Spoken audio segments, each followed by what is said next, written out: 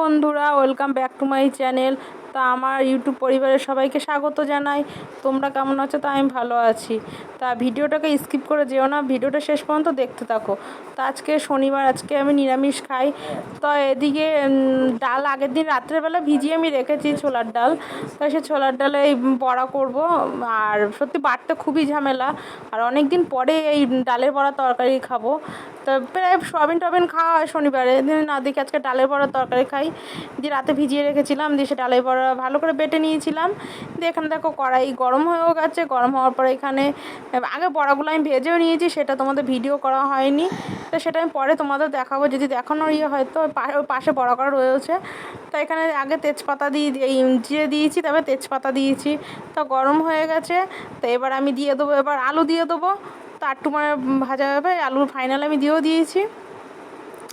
ভালো করে আলুটা নাড়াচাড়া করে নিয়েছি। আলুটা নাড়াচাড়া করে মধ্যে মশলা দিয়ে ভালো করে কষে, টমেটো পেস্ট দিয়ে ফাইনালি দেখো বড়ার ঝোল আমার এরকম হয়েছে। আর ভিডিওটা যদি ভালো লাগে লাইক কমেন্ট শেয়ার করে দিও নেক্সট ভিডিওর জন্য।